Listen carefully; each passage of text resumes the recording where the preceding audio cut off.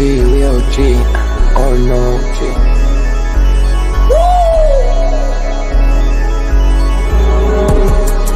You're not bullish enough, yeah. Oh no, you're not bullish enough. You ain't got the oh no. I get stoned by the bolo.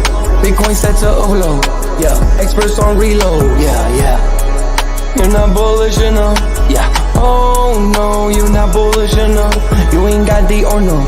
I get stoned by the bolo. Bitcoin set to overload. Experts on reload. Mempool getting hot. Everybody wanna rock, ayy. Runes is coming, everybody on a knot, ayy. It's a nuisance, Ordinal Revolution, ayy. Ordinal Revolution. Yo, is my guy for real, bro? Run stuff. Got French right now. Yo, BRC 420, bro. Yeah. Yo, that shit on fire, bro. Imagine if he in here. Yeah, lock it in the seal. Murder. I got balls of steel. Nookies on the field. Yeah, this shit for real. With no calls, I get so far. Got 100 phone calls that I go hard, and they gon' love me. Smoke weed, huddle back. I get shiesty. Where my Bitcoin looking lovely. All this Satoshi's nothing above me.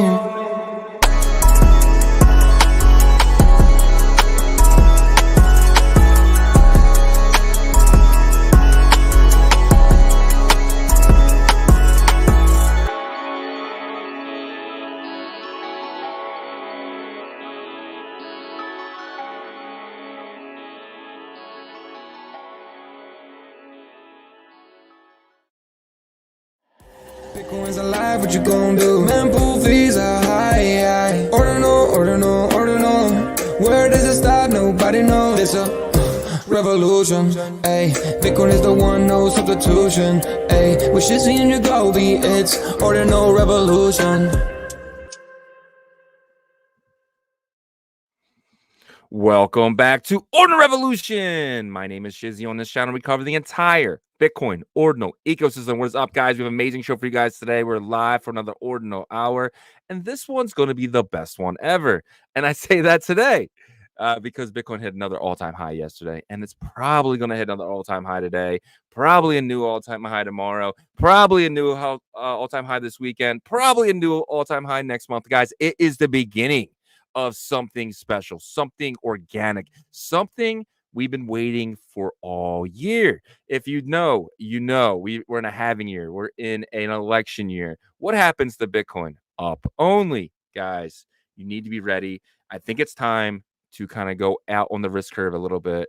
And you might say Bitcoin is risky. No, Bitcoin's the safest thing in my portfolio.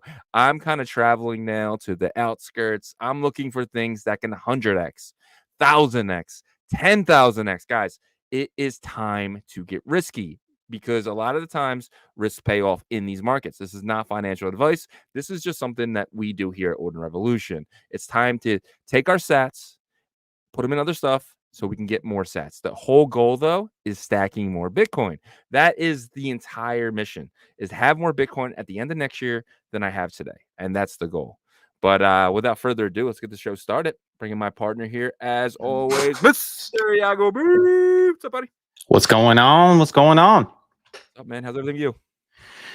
Things are good, man. I got a good night of rest, kind of refreshed my batteries after yesterday, day after election. And so I'm just getting hyper-focused, planning out my next couple moves here, but waiting to see where Bitcoin's heading to finish the week before the weekend. But looking pretty good so far.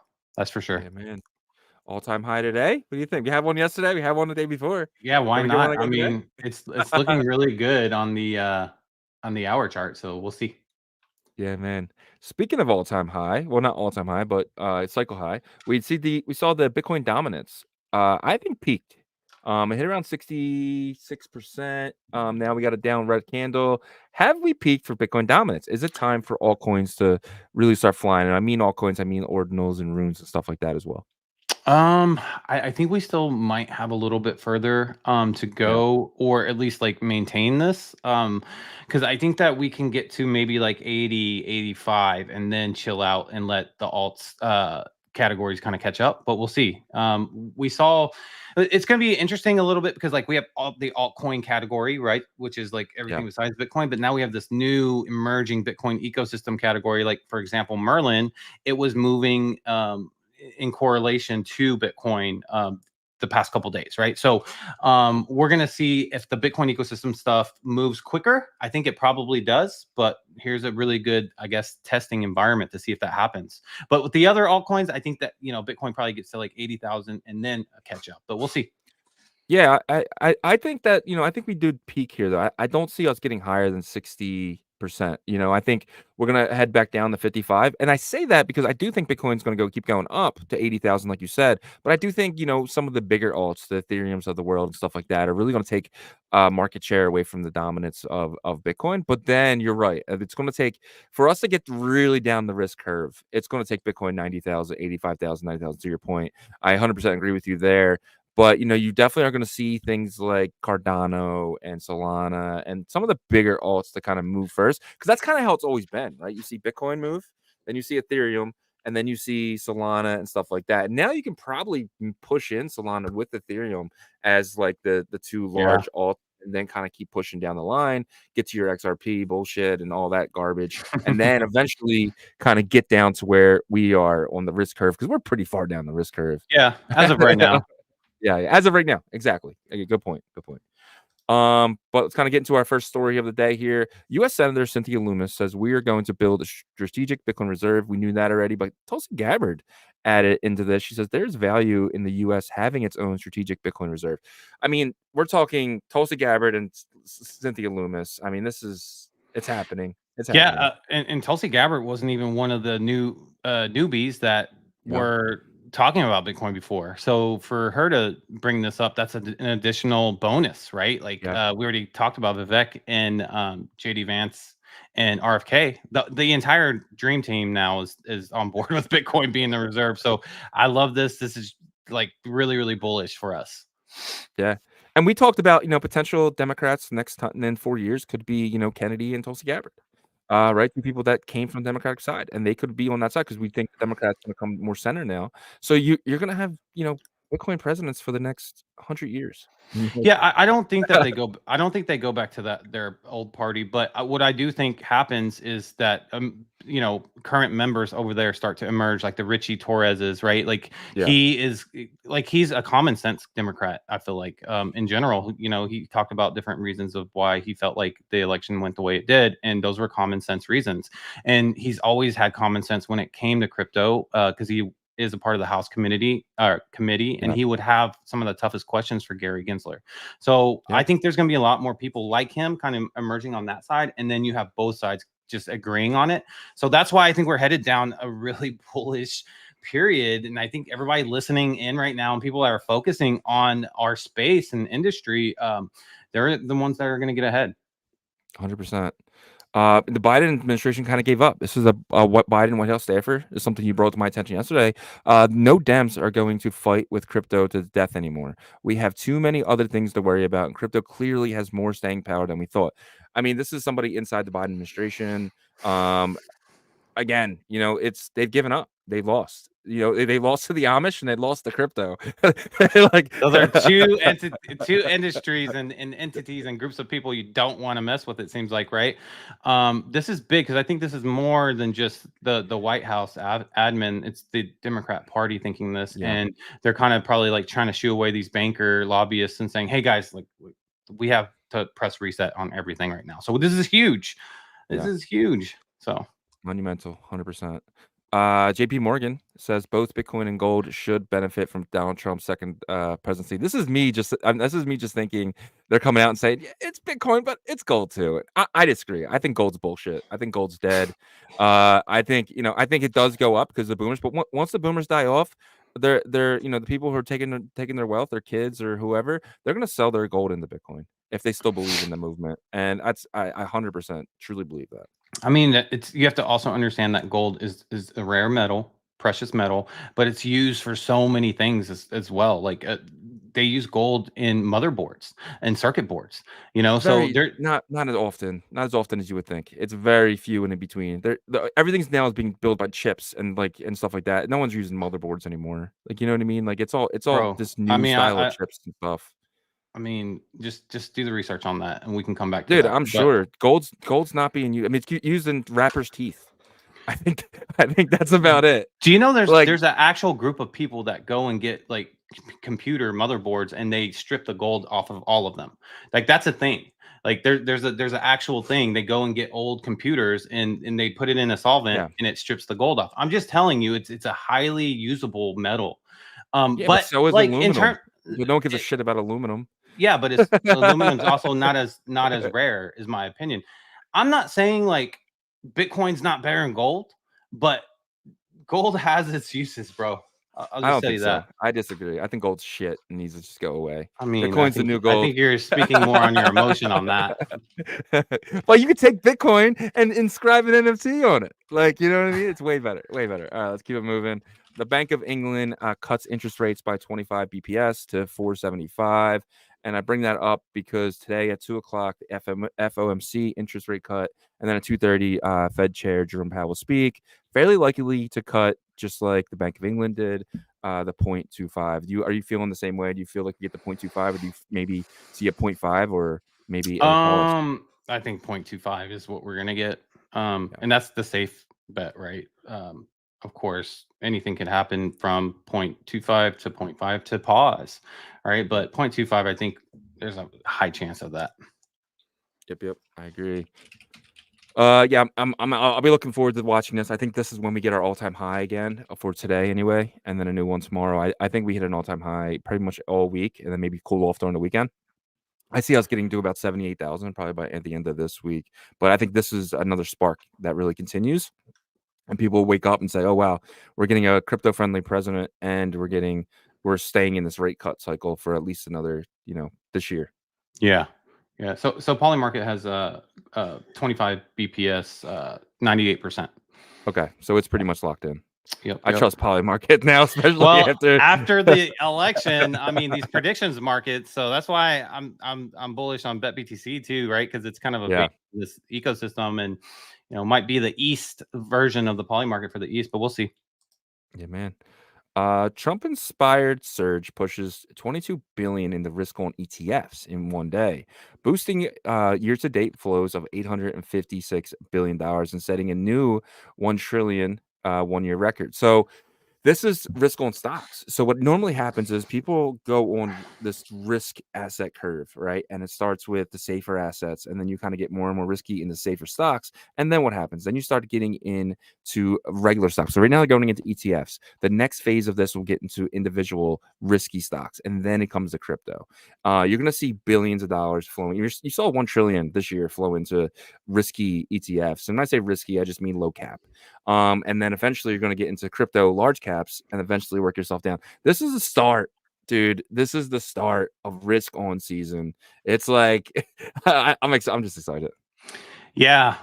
I don't know if we're gonna see like a risk on season like we did in 2021 ever in our lifetime again, but we could see something pretty close with this, right? And like you said, it starts with regular stocks, and then it goes into like these tech stocks, like the new emerging innovative tech stocks, and crypto kind of aligns with that. And it's perfect for like next year, which is the bull run year. So Yep. yeah, next year I think it's going to be really a big year for us.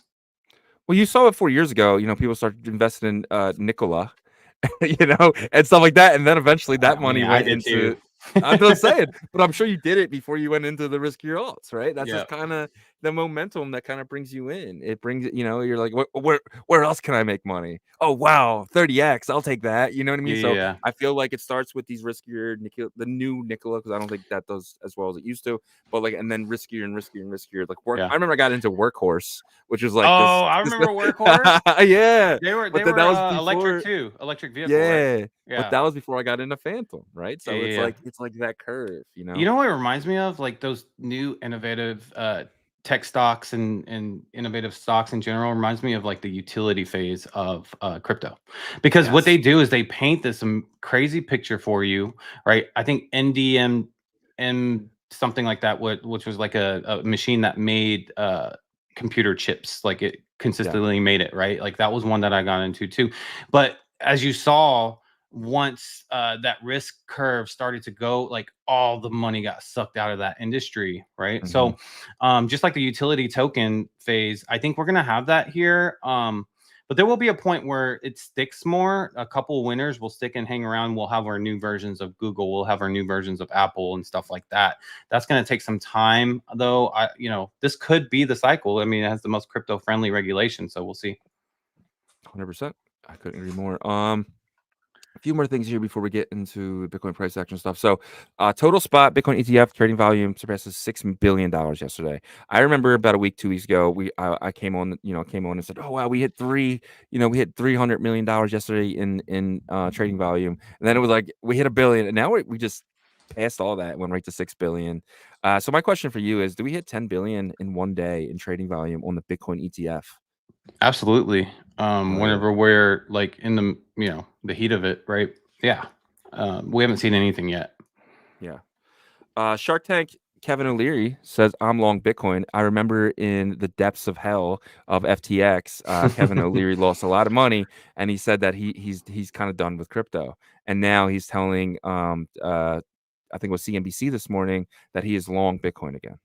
Yeah. Well, number one, he doesn't have to worry about a centralized entity necessarily, right? Well, he doesn't for Bitcoin, and so he can make comments like that. And so I think this is obvious. This is not like some secretive or like alpha. I don't think it's obvious because like when you get burned, a lot of times the investors just they'll just go into AI stocks or something. Like these guys don't have to invest in crypto to make big gains. Yeah. I think Bitcoin's a little different though, because you can self-custody that.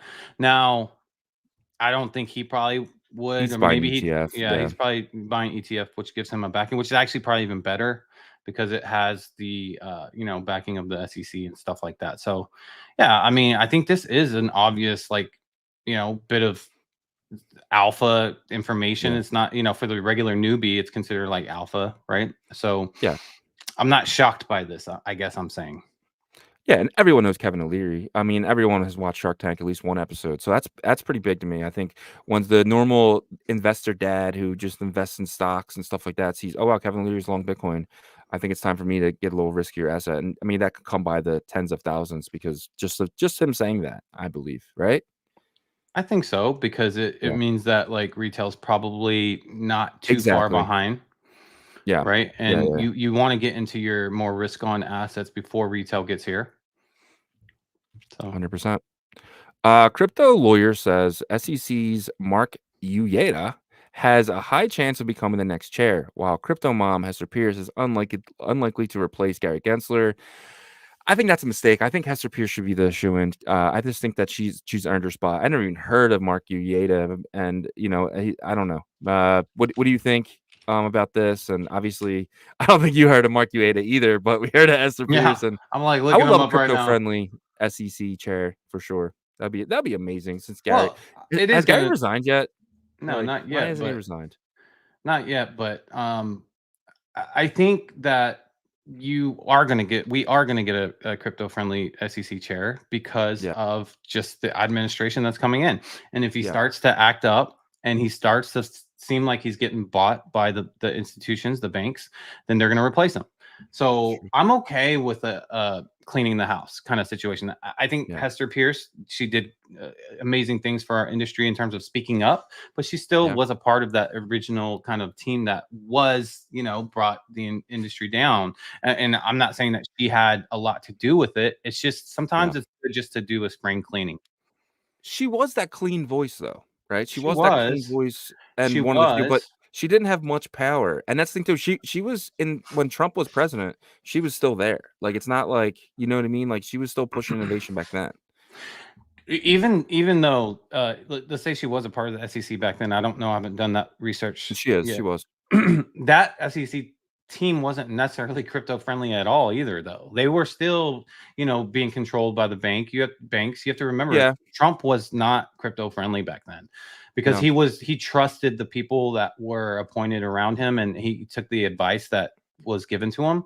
Yeah. But that's why I say, I'm okay with the spring cleaning. Just clean the house. Let's get somebody that everybody agrees upon that is going to be good for the industry. Well, he would be a part of that spring cleaning too then, Mark Ueda. Like, he's a part of the team right now. Is he? Yeah. Has served as commissioner of the SEC since July. Oh, okay. Yeah, well, I guess if that's the case, then that goes against what I was saying. So yeah.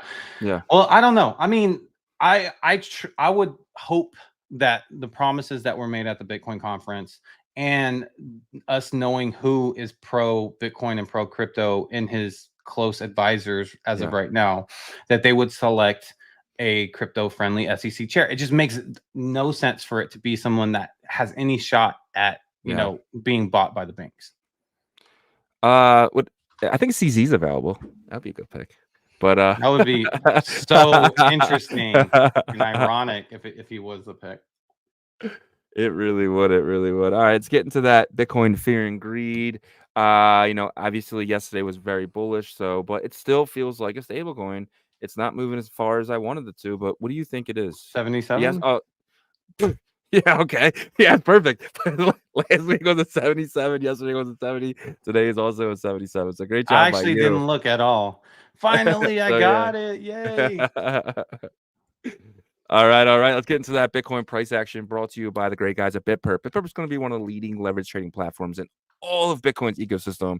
In my opinion, they're going to be the top one. I mean, there's not really many of them building here. So I'm definitely looking forward to Bitperp's main net, probably later this year, early next year. But right now, you guys can play on testnet. And one testnet, you're kind of earning some BTP. Which is actually fun. You can make trades using paper money. So you can actually learn and get your skills up, right? Learn from this. I'm learning not to do 100x on stuff. So I'm having a good time with it. But shout out to Bitperp. Yep. And to continue that, Bitperp is doing an exclusive opportunity to earn BTP, which is now live. So they have a pool of 420,000 BTP, and this is before the actual token generation event. So if you go to @PERQ_FI on that platform and you deposit wrapped ETH or USDC, you'll get access to the BTP ahead of the TGE, like I just mentioned. So you can check that out, do some research, dive into it, and if it's for you, then check. You can make your own decision on that. But also, before we jump into the price action, guys, if you are on the YouTube side, please smash that like for us. It helps us with the algorithm. We need all the help we can get, guys, and you guys always show up for that. And then if you're not subscribed, I don't know what you're doing with your life. You should be 100% subscribed to our channel, Ordinal Revolution, and turn your notifications on so you know when we go live. On the X side, if you wouldn't mind, please share this space. We want to educate and onboard as many people into the Bitcoin ecosystem, and hit that like for us as well. So let's check out the Bitcoin price action. Looking at the hour chart, I'm very, very bullish with the setup. Guys, look, you can see here the sell pressure has died down. You can see the blue and orange lines on the MACD are very close together. It looks like we're about to explode up. Now, a lot of times, that could be a false kind of indicator, but more times than not, this is showing that we're going up further. So right now, the price of Bitcoin is like 75,700 around there, right? So I do see us, possibly breaking through the all-time high that was set before. Maybe trying to knock on 77, but we are definitely building this trend up, and it's obviously bullishness from what happened a couple days ago, as well as the rate cut continuing and stuff like that. There's just positive sentiment with Bitcoin's price action. We all expected, no matter what, in Q4, whatever happened on November 5th, that in Q4 by December 31st, Bitcoin would be at a new all-time high. Now, how much of an all-time high would that be? It really did depend on that election result. And it seems like people are bullish for the results we got. So it seems like it's going to be better than what it would have been the other direction, because we're already breaking all-time highs. Now we're doing it incrementally in small amounts. But once this thing unloads, which if you look at previous cycles, it's usually in the middle of November once it really takes that first big leg up. So that's what I'm expecting, maybe another week of a little bit back and forth. But hey, hitting 77,000 is still a new all-time high. And so for the rest of today, I do expect us to maybe break through like to 76,500. I'm not quite sure we get to 77,000, but hey, I wouldn't be surprised. We're going to break into the sell pressure starting here soon, or sorry, the buy pressure starting here soon, and we're going to head to overbought. So that is what I'm seeing for the hour chart for the rest of today. And if we take a look at the 8 hours, still looking really good, leading up to possibly ending a week of continuous bullish price action, sentiment, all that good stuff. You can see here, we're just now, really starting to get this buy pressure momentum on the 8 hour chart. It gives us about 7 to 7.5 days. 7 to 10 days, kind of a forecast. So looking really, really good for the next week as well.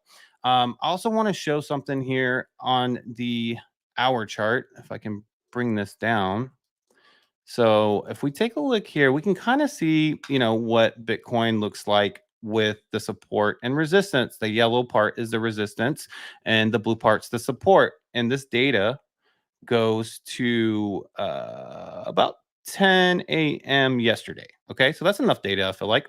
But if we take a look here, there's some levels to where the resistance is kind of bounced back. You can see here we have good support here. We're a little bit leveraged higher on the support side than the resistance, 706 to 650. And we're still higher here at this level.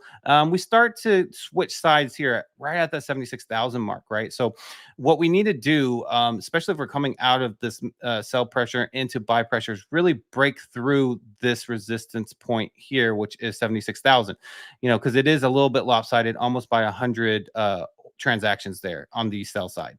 So, but a lot of times what will happen is once it starts to get bullish, it flips very quickly. And then all of a sudden you're trying to stop a train that's going really fast. So that's what I'm hoping to see. But if this resistance continually builds up here at 76,000, we might see, a continue sell pressure here. We never get the green bars to get going, and we might start to see kind of a little bit more chop like we have seen a little bit the past couple of days, but we have hit new all-time highs, and hitting a 77,000 is not off the table. I don't think. I actually think that's where we're headed, but we'll see. So that is what I'm thinking for the rest of today and the next 7 to 10 days. Awesome. So potentially we could hit, all-time high today. You think around two? Like, do you think the FOMC meeting kind of pivots us to an all-time high? You think? Uh-oh. I think I might have lost Yagobi, unless he's really thinking. You still there? All right. Well, Yagobi, I think he might have some internet issues there, but I'll continue this, guys. We'll jump into the roll call. Is he frozen for you guys? I think he's frozen for me. But yeah, we'll jump into the roll call here. Let's see who's here today. First is first. We have our guy, Mr. Hanky, the Christmas poo. He loves me and I love you in that number one spot today. Shout out, Mr. Hanky. That is my guy. You are always number one to me, man. But I love your Billy Cat. I love it, bro. I absolutely love it. Second is we have Yasher, my guy. He says graveyard, but no Yasher. You, sir, you made it. You made it, my friend. Chief Axel is here. Shout out to Chief Axel. Webdro is in the building. Soon, moon soon. Hell yeah, my friend. Lackey Lukey. Let's go. Another Billy Cat. You guys are rocking the Billy Cats. PJNZ is here. Says, can't wait. These full allocations need a 10xing. Completely agree. Ordinals Tweets is here, followed by the twin Ordinals Chips. You guys are back to back. Shout out to both of you guys. Bitmap Capital is here. Mempool Punk. Nighthawk UXL. Shout out to you. D Love is here. Shout out to D Love. Inagi. Inagi's in the building. Almost done. 71. Shout out to you. Joko is here. Cheedy says, what's up, guys? Cheedy goes, Shizzy was arguing with someone about who was the oldest subscriber. Rocket Dog was actually our first ever subscriber. Shout out to Rocket Dog. But yeah, I can probably pull that data up. Can you drop a mention on who is and who has been the subscribed along? Yeah, Cheedy, you're like number 4 or 5, dude. You're definitely in the top 5 for sure.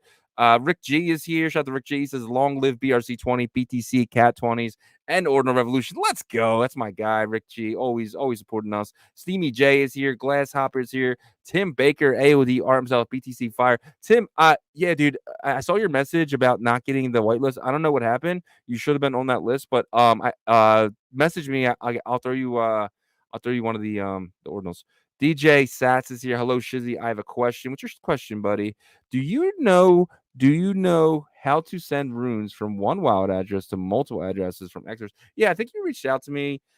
There's services, dude. I've never really looked into it. It's a better question for someone else. I apologize.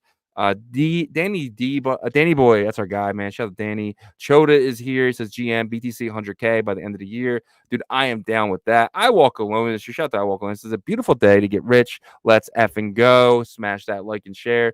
Drex is here. FO is here. Thiago Cyprin is here. Shout out to Thiago. Yagobi is here. Shout out to Yagobi. Diggs is here. Patty Poo, my Bitcoin machine himself. Renstorm Music is here. Tarnished is here. No, with a good morning. Crypto Blitzo is here. Pelpa, that's my dude. Pelpa, you're awesome. 100x or nothing. Dude, I love your mentality. Let's go. DGen in the building. Ant-Man is here. Kai Effect is here. Coach Katz with the coffee and the donuts and the dog go to the moon. Shout out to Katz. I made that. He made the Cats. Claudia Yu is here. And then we have Matt's Universe Wallet, F the world. Yeah, Universe Wallet, dude. Constantly building. And then Danny says he's the second round. Yeah, no, Danny and Rocket Dog, you guys are like 19 seconds apart. Like it's kind of like the two brothers who's like, I was first. But shout out to Danny Boy. Yeah, you're absolutely amazing. He said Yagobi is gone, and then he froze. All right, cool. I appreciate you guys. Thank you guys every day making the roll call. You guys mean so much to us. It's my favorite part of the day. Appreciate every single one of you guys, man. But you made a perfect timing, Yagobi. That was a great time for you. I could have picked a better time for you to freeze. Yeah, so something's going on. Yesterday, we lost electricity, which was weird because there was no storms or anything. Like for a split second, and it reset my modem.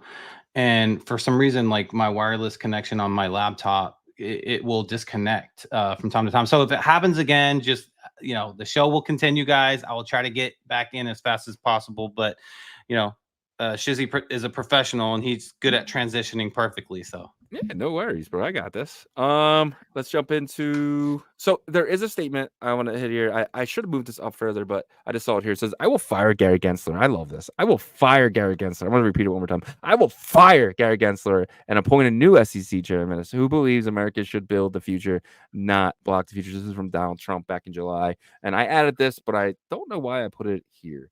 But moving along here, we get some Bitcoin ordinals news. Pups. Rune is flying. What is going on with Pups World Peace? Let me show my screen here. It is sitting at around $228 million market cap. It was not here yesterday.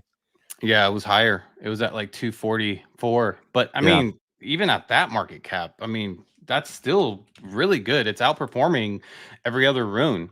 But yesterday it was like 180. Like, how did it get to 240? Oh, the day before it was at 180. Yeah. So it got to 240. So I took a screenshot of it and I posted it on my X account. And I just had to give the, Farmer Joe, whoever's, making this happen, props because, I didn't know if they were going to be able to really sustain their market cap. But I mean, Pups could be, this is wild to say, but they could be eventually the leading market cap Rune, and they just have the crazy mentality of the community. So when I posted that, someone commented on my post and said it's because of the Solana liquidity that they initially put on Solana. So I started thinking, how I used to say all this liquidity that's going to other chains are eventually going to catch up and bolster up these Bitcoin layer 1 fungible tokens. And this could be the first example of that. So is Solana's price and market cap starting to dictate what the floor price is on the Bitcoin side? Because if that's the case, that's extremely bullish for the rest of the runes that bridge into other chains and stuff. Yeah, it's kind of make me want to jump on the Elsa, because we know Elsa's over there, right? So it's just one of those things where it's like maybe it's got kind of look into stuff that's being bridged over there. And I think it was Rune Mine was the people who actually bridged pups over. So we had them on the show. Maybe it's time to really start looking into them and seeing what's next. Well, yeah, especially if Solana people see an example and they're Yeah. like, and they see that they can get the ticker is Elsa at $1 million market cap or below, and then they Yeah. start to pour in there. So yeah, that very well, because if it does jump up, it's going to push up the other. I just need to get further confirmation that this is the reason why. And if it is, I'm extremely bullish on Bitcoin Layer 1 fungible tokens if that's the case. It opens up an arbitrage opportunity, and normally when arbitrage opportunities it really pumps the price because let's just say like you have 1 million pups tokens, and you're able to buy on one side and sell on the other, so you're able to keep your 1 million pups tokens, but now you potentially you either get Bitcoin or you get Sol extra for free. So it really opens up arbitrage opportunities for both sides, and I mean this is huge. Yeah, I agree. Yep. So my next question is, pups. It led all the ordinals. It was number one ordinal for a while. Can pups the token and pups the ordinal puppets the ordinal actually coexist and be number one on both sides of runes and collections? Yeah, why not? Why not? Right. I don't know. Is it number one in ordinals right now? Yeah, number one. Yep.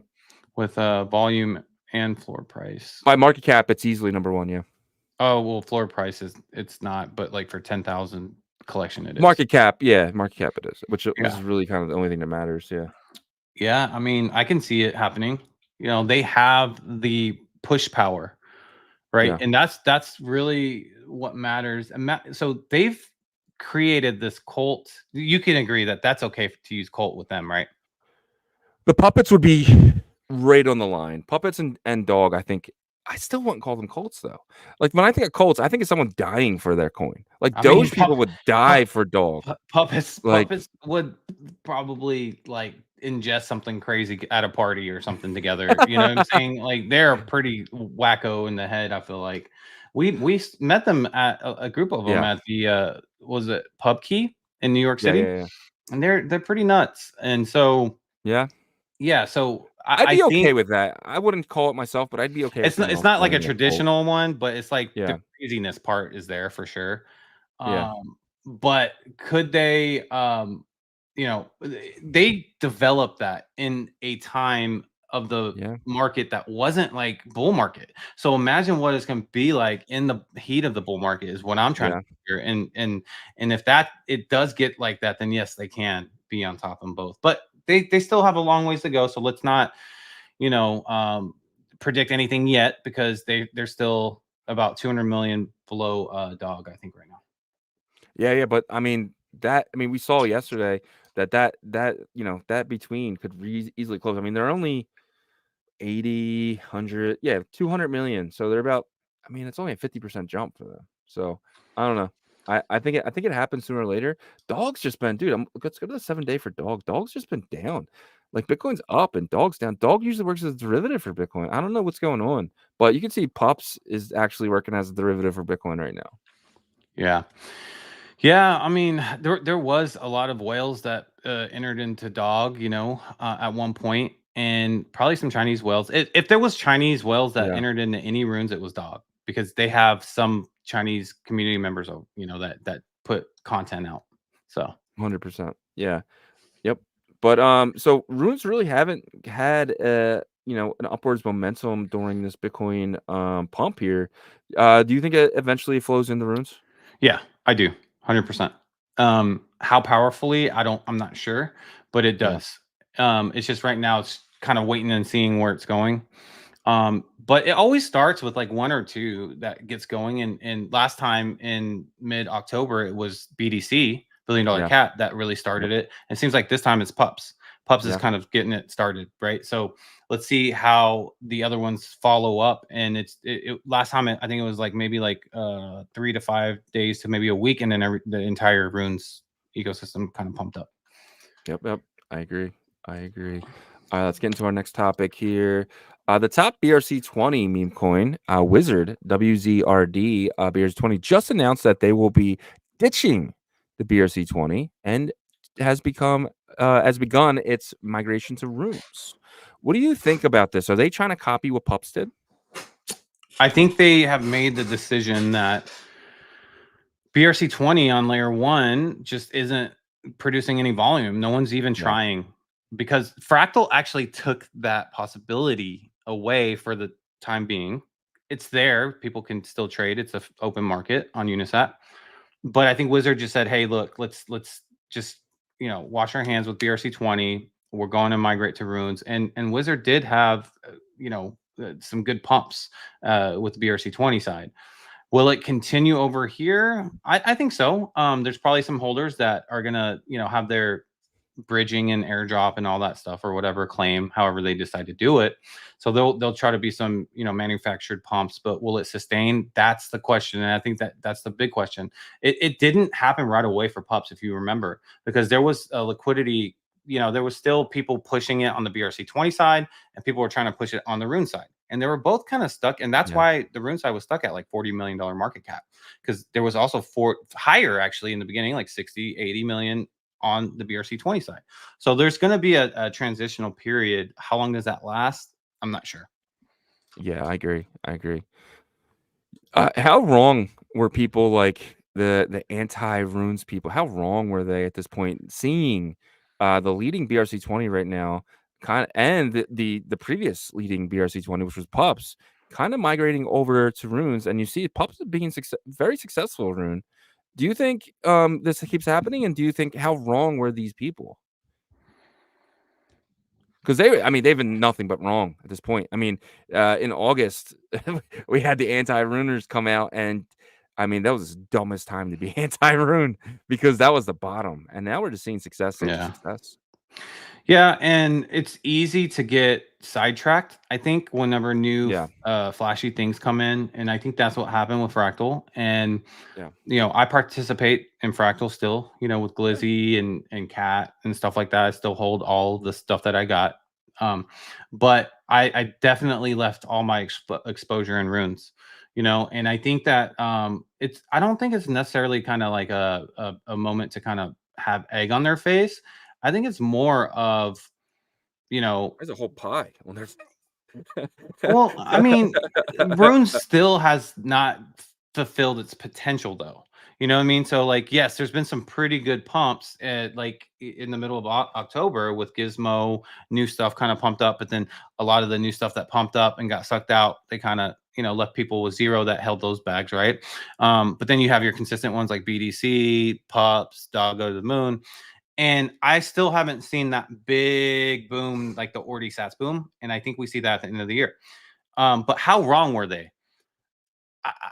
They're not extremely wrong yet, but I think they get there, because I think by the end of the year, this entire runes ecosystem pumps hard. But again, that doesn't mean that Fractal doesn't have its also a huge moment. But BRC20s on layer 1, that's looking really bleak right now. So that was actually my next question. So are BRC20s on layer 1? I think all BRC20s eventually move to Pizza Swap. I think it's stupid not to. Pizza Swap's is a great environment to play in. But I think all BRC20s on layer 1, with the transfer inscription bullshit, waiting 10 minutes for your transfer inscription, I think BRC20s are done on layer 1. I don't. And if you do hold them, get them into Pizza Swap as soon as possible. There's no reason not to, because there's an actual fast trading pace platform, and it's fun. I love Pizza Swap. I do arbitrage on Fractal all day long, and it's exciting. But I just don't think I've always been someone who hates BRC20s on layer 1, but I actually like FBRC20s. I do like Pizza Swap. I do like trading in there. So that is the one outliner that I didn't think that I was gonna love, but I actually love it. I love the updates, the changes, the incentivized liquidity pools. But so why would 20s are going? Why would someone want to trade in Pizza Swap? Because you used to be the biggest critic of it, and maybe we can encourage people to try it, and maybe that would change their mind as well. So what are the main, if you were to think of 2 main reasons that kind of change your sentiment towards it, what would those be?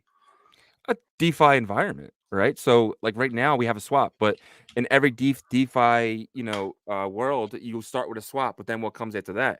liquidity pools, right? I mean, not liquidity pools, like lending platforms, and then DeFi and staking. So I think PizzaSwap's just the beginning, and we've seen before. We heard mentions of people trying to build into the modular system, but you have that. You actually have that on PizzaSwap.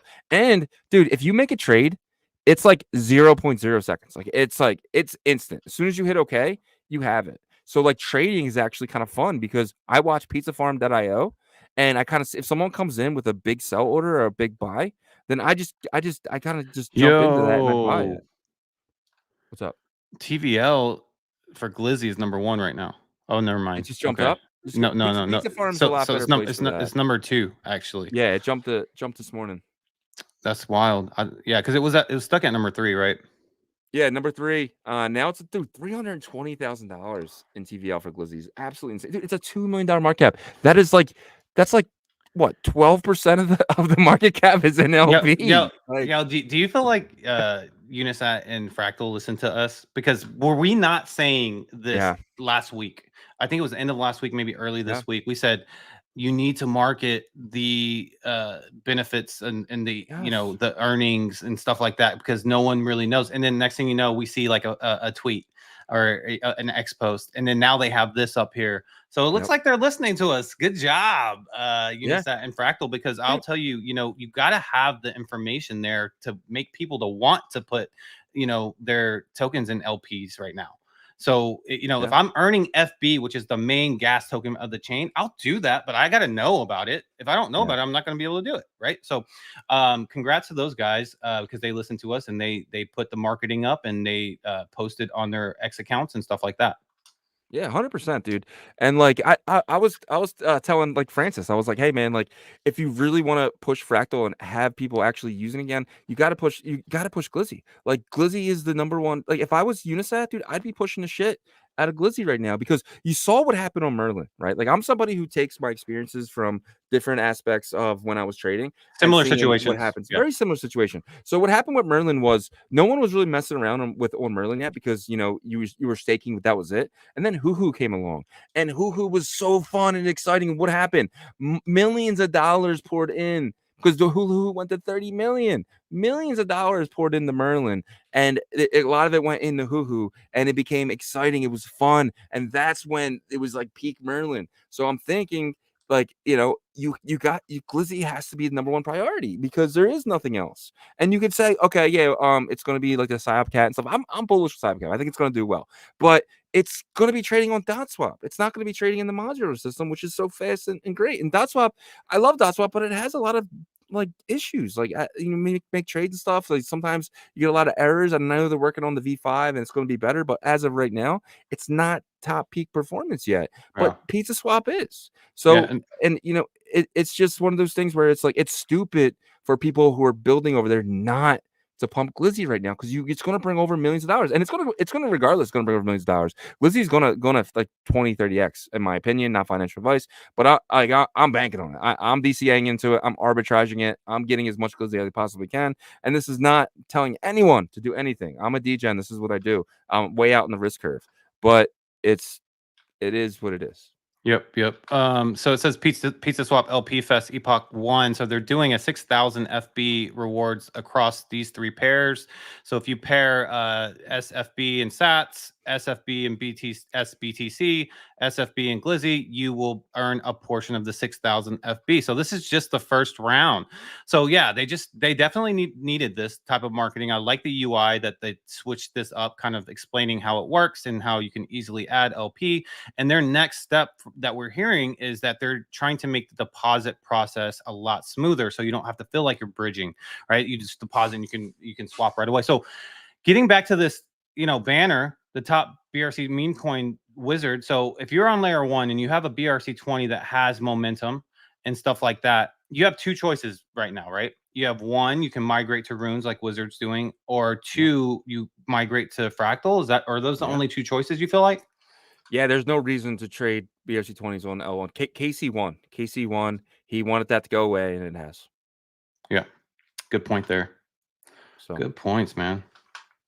Yeah, great. Oh, Yeah, for the people great, that fun might say, topic. well, who's below $1 million? You have to also remember who got to like 20 to 30 million whenever 30 million. that situation that you're talking about. But it was also in February of this year, guys, or March Yeah. of this year. So you're talking about like pre-bull run up. If that were to happen now, it would have sustained and probably went to like, I'm saying like now, as in like maybe like 2 months from now or 4 months from now, then it could have got to 100 million and stuff like that. So Glizzy has the opportunity. And who's not dead? I mean, Merlin Swap still kept that liquidity pool there, and they'll never let that go to zero. So I think that has a bounce back, but we're gonna see that probably like later on down the road. Yeah, we own Hoo. We're very bullish on Hoo. We have it in our. If you guys are a Ordinal Revolution member, we have a portfolio to 100K, and we should get with an update video on that this week. We have some stuff pumping, but some stuff going down as well. But it's all about the process, right? So Exactly. next topic here: the woman behind the viral Hot Tua meme, Haley Wells, just revealed that she holds runes. So this isn't important. She's not an important person. She's just some chick. But so this is getting to the normies, right? This is getting to the normies now of having runes in your portfolio. Somebody is educating her, and so whoever is educating her is saying, "Hey, runes are a big deal." I do not know what runes are in there. I'm thinking dogs and pups because she is a Solana trader, so it's probably There pups. is a hot Tua room though. I'm just kidding. Is there a Haktua room? I don't think she has There anything to is, do but with I that. don't think she has any. But my whole point in this, and even bringing this to you guys, is just that the normies are coming, and the normies like her are entering runes and the Bitcoin ecosystem in a big way. In a big way. Yeah. Yeah. It's someone's getting her to or getting this information out, like either her saying it or So I Well, don't she know if put it's out a list of meme coins that she holds. She holds like 15 meme coins, and there was a couple of I think it was Dog Go to the Moon and Pups were in okay. her list. Well, that's big then, because someone obviously put that portfolio together for her, Oh, right? So 100%. Yeah. She's not doing it herself. Well, maybe she is. Maybe I mean, I was surprised by her skateboarding skills. So I mean, maybe I was surprised by her DJing yeah, skills too. So yeah, shout out to her, dude. She's been the talk of the town. I don't care how you do it, guys. Beat beat like her. But next thing in news here, actually some stuff. So Blocktoshi Nakamoto's count does not exist. It's been deleted. He's never deleted it completely like this. He did go away for a while, but is always there. But it's gone. Where is Batoshi Nakamoto, and does Bitmap need him to survive? I don't think Bitmap does need him to survive if his whole point is to kind of fade away like Satoshi. And I think even if it does need him, he might be at a point to where he's like, you know what, like my health isn't great. Like I don't need this stress right now. I'm gonna go back to trading anonymously. Yeah. But if Bitmap is what he said it was and what it could be, then he's done everything that he can, and you just fade off into the sunset, right? And it will go into the direction that the market selects the invisible hand, as Will from Block Runner say, and we'll see if that promise that it initially had in the beginning of being something huge eventually pans out. But we'll see. I know you're not a huge on Bitmaps. You've kind of lost faith with it, but I think there's a big enough community still consistent that shows up each and every day. But the floor price definitely, it stays consistent. It's like a stable coin right now, right? Yeah. It's not really going lower, but it's not going higher at all. It's staying at that, price. And because it hasn't really popped up like it has before, I think, is that why you kind of think the way you do, or? Well, I guess so. I'll start off with the guys who pushed it the hardest were the Block Runner. They've kind of left Bitmap. Yeah, they do a video every now and then on it, but yeah, they've left it pretty much to do net. I think the Bitmap community eventually goes, if they're not already the DMT community, they eventually go full to the DMT side because that's where the money's at, right? I don't think anyone's really going to make money on Bitmaps at this point. I think Bitmaps were amazing. I think people made a lot of money on it, including myself, and it was glorious time. But everything cools off, and sometimes when stuff cool off, they don't come back. And I think this is a huge loss for Bitmap. I think Bitoshi's job isn't done yet. I think that he was building this thing called Atlas, and if Atlas dies, that's another builder going. So now we're seeing, Chris IMSO Chris with Bitmap Valley gone. I mean, he doesn't tweet anything about it anymore. Expectar, I mean, they're probably building in the Yeah, background, but they've been gone for a long time. But again, it's my point. It's like, so you lost the Black Runner, you lost IMSO Chris, you lost B Spectar, and these are all the reasons why I was bullish on it. Foxy's still building there. I don't think Foxy will ever stop building there, and then there's other places, but I think it was like Inscribed or something. What is? No, they're not. They're not. They're not building there anymore, right? So it's like they're losing all their builders. But there's been some replacements, like bit avatars and stuff there like has that. been.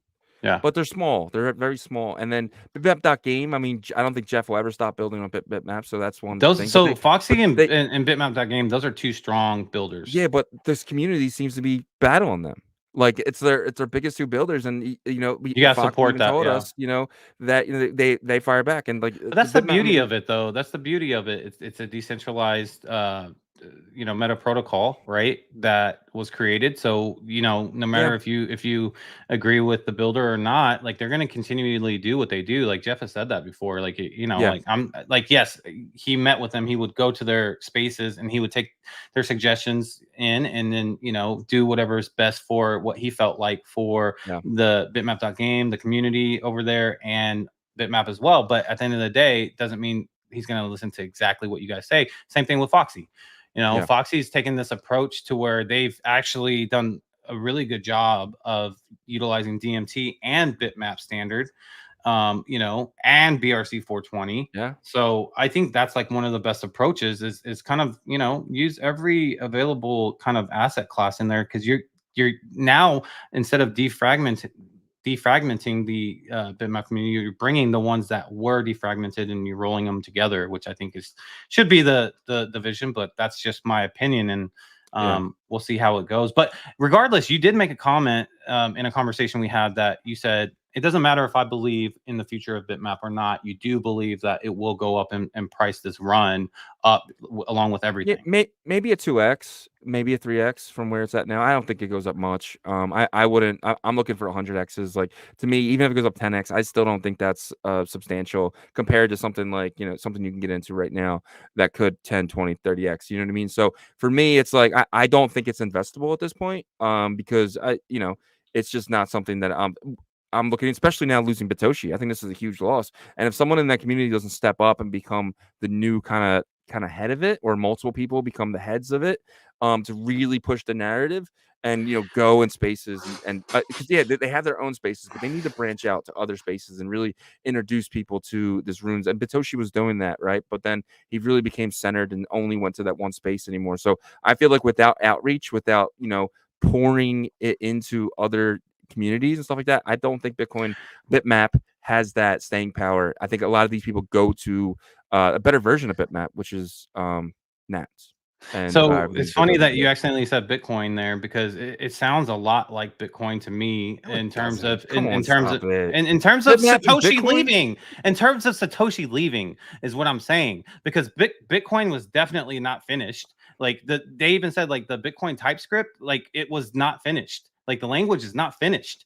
You know what I mean? Like, they have what they have and they've worked with it. And so my point that I'm making is when Satoshi left, he wasn't finished developing everything, but he developed it to a point to where it could live on its own. And I think Bitmap is at that same place. I think it can live on it. I think it can live on its own, because someone can pick it up and then, pick up the theory and create something amazing out of it.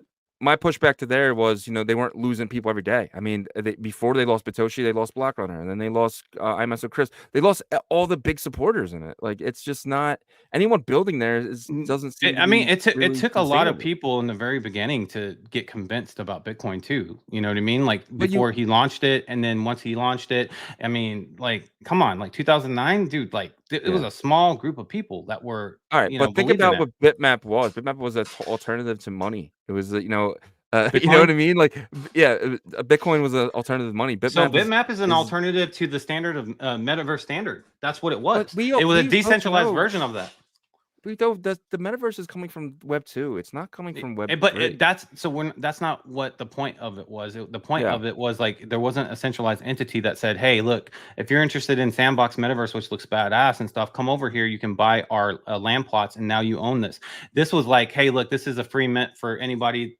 You basically buy a block and you own that for whatever this theory becomes in the future, right? So if you can utilize this lot of land or land plot, whatever this is determined to be, you own this block's version of that.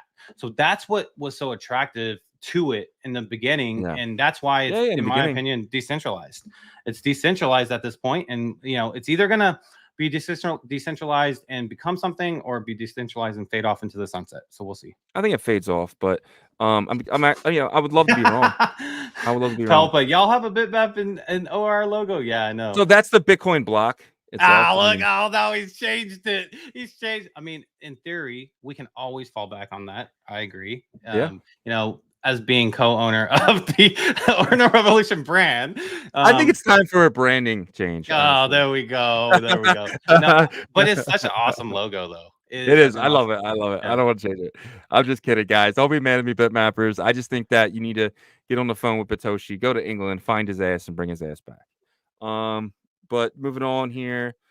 I feel like I'm back in the flow of the show. We got the Rock'em Sock'em robots. So Tap Wallet, if you guys go to Taparoo Swap, man, right? This is a nice wallet, guys. Dude, it's sweet. So go to Taparoo Swap, guys. Download the Tap Wallet today. It's actually phenomenal. So obviously, you have the Taparoo. So go into the swap. This is the easiest way to make sure you're downloading the right one. Then go, do this stuff. I wish they would get rid of this because this is annoying every single time. And then connect wallet, and then do it. They have the Tap Wallet now. So if I already downloaded it this morning, just kind of checking it out, so I have it. So I'll go in here and I'll go down to my Tap Wallet. It's this one right here. This is obviously the Universe Wallet. This is the Tap Wallet here. And then this is what it looks like. It's very sleek. I downloaded it. I got new words, so I haven't added anything to it yet. And I'm hearing this wallet actually gets rid of all the disadvantages of like not seeing your balances and stuff like that from Xverse. So if you do have your words, you might want to put them in this wallet or send your assets. Like me and Yagobi are probably going to do. We start a new wallet and send your assets here. But I am a huge fan of this wallet so far. What's your opinion? I like it a lot, and from what we're hearing with a lot of people that have tested it out, it works more smoothly than the Unisat wallet with Taparoo Swap. So I think it's going to be the main wallet that's downloaded in the Tap ecosystem, and so we'll see, right? Like I connected mine, I sent my Tap over, and right away it recognized it, no problems. So basically, I'm waiting for the price to get to a point where I'm willing to swap it. So once that happens, I'll let you guys know, but from what I'm hearing from other people that have tested it, that this is the best wallet to use with Taparoo Swap. Yeah. So we have a marketplace, we have a swap, we have a wallet. Has Tap, kind of achieved delivered their goals? So I think that there needs to be some volume. Yeah, obviously the products that they said they would deliver, they were a little bit late, but not to the point to where I think complaining a ton is valid. But right now I think what people are going to be waiting for now is basically, is this type of environment strong enough to onboard users? And if not, what needs to happen to onboard users? And as of right now, we're not really seeing a ton of volume there. We're not seeing a lot of liquidity added to the pooling, but there's not a bunch of incentives either. Like people aren't earning anything with these pools that I understand of yet. So we need I think we need a Tap team to come up pretty soon and just be like, hey, look, this is what is happening with the pools, and some more breakdown explanation. We're trying to get Taparoo Swap on the show. We'll see if that can happen, and that would be a great episode. Yeah, this seems very similar to how Pizza Swap was when Pizza Swap first came out. It was like, hey guys, here's the swap, and that's it, right? So I think later you're probably going to see very similar to Pizza Swap. They're going to incentivize liquidity. And it's all in layer one, so it's pretty much easy. There's no bridging process necessary or anything like that. So I'm very bullish on Tap here. And there's a lot of reasons why. I just feel like it could really, really kind of push the narrative now of Bitcoin I mean, this is something me and you wanted from the beginning. Like, you know what I mean? Like, we've always wanted to swap on Bitcoin, and now we have it. And this is the closest thing, in my opinion, that we'll ever get to it. Besides like having to bridge over to Arch or using, Arch and stuff like that eventually down the line. But this seems to be really sweet. Yeah. So both Tap and Arch, say that there is no bridging to their environment. It's already Yeah. there, right? So I think this right here for the Tap ecosystem to be the winner between them and Arch for an L1 solution, there needs to be some usability, like they need to entice users to come and use this thing, right? And because if the volume isn't there, it doesn't matter. And then you have Arch that is claiming to be able to launch soon. And once they launch their product, it's going to be a very quick comparison to see which one's better. If both are like this, then I think we're just kind of stuck back to where we started. Now, I mean, look, this is cool that you can swap and stuff, but I mean, what's the difference between this and dot swap or Odin swap then? You know what I mean? Well, yeah. I mean, Yeah, besides the they're technical, like openly centralized, decentralized, using a network of provers to make this decentralized. Cool, that's awesome. But if no users are coming, there's no degen activity happening, then what? That's a problem. It's all about LP. With a swap, I'm not going to trade $1,000 in Tap for $900 in Bitcoin. That like without incentivizing the LP, it's useless, right? Like no one's going to lose $100 on every trade. It would just be, you know what I mean? You need more liquidity here, by the hundreds of thousands, if not millions of dollars.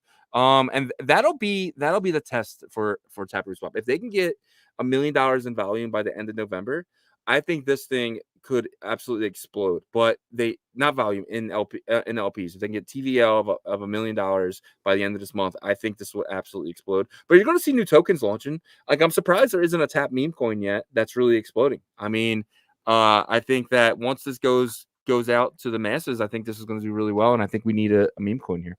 Yeah, I mean, liquidity is increasing for some of these, like DMT Nat, that has increased. Yeah, the Block Runner came out and they actually added that. Yeah, but we're talking about less than six figures still for anything on there. Like we should be seeing, close to $1 million already on something. So we'll see.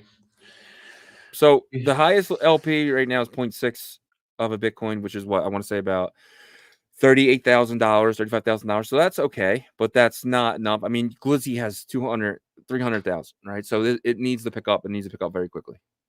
Yeah, it does.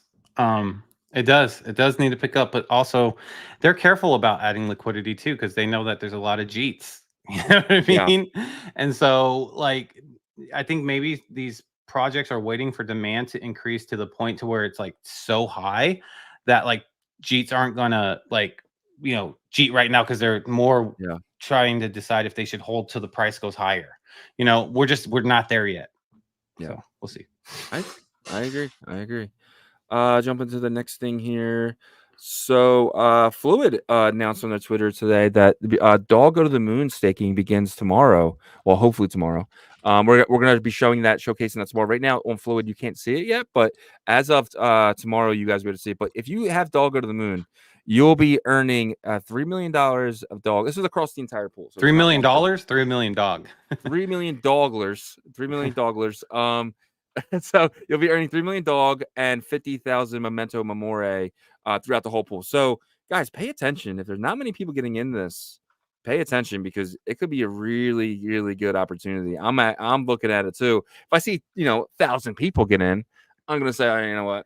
No, not for me. But if I see 30, 100, 150 people, I might be dipping my toe in this pretty hard. What do you think about Fluid and this next opportunity? So, I mean, a good strategy on that would be keeping your eye on it until maybe like an hour or so before the staking timeline is up, and then jumping in real quick, right? Yeah. So this is huge. Fluid has earned their respect that they're starting to get. There's some big collaborations coming. We can't talk about them yet, but people are noticing. And so this is just another vault that's going to get more attention, right? And you're getting 2 different runes as a reward. So we haven't seen that, yet out of their staking platform. So super interested to see how this works out. I think there's going to be definitely a good amount of participants. So, you do need it. I suggest you guys do the math on that, right? If it makes sense. But yeah, and this is just the next big one.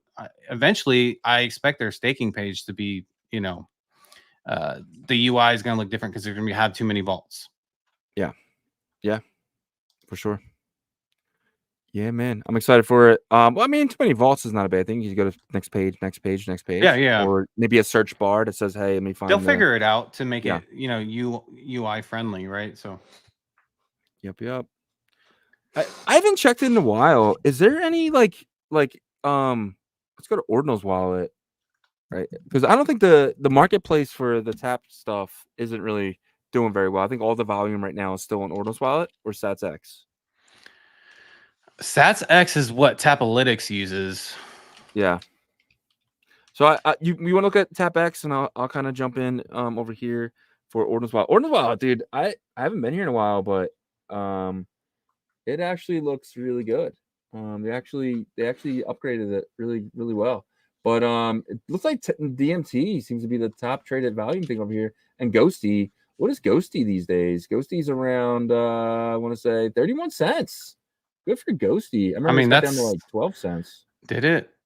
Oh, yeah, wow. it got beaten up pretty bad. Tap DMT, what's that around? We're sitting at around I love this new interface. Love it. 0.0003 sats.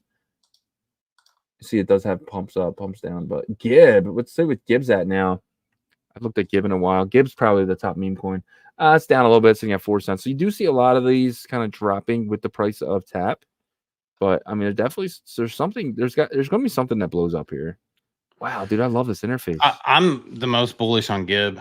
I feel like that one has like a big opportunity to explode, but it's probably back to 5 cents, right? Does it show 4 cents? Four cents. 4 cents. So that there could be an opportunity there.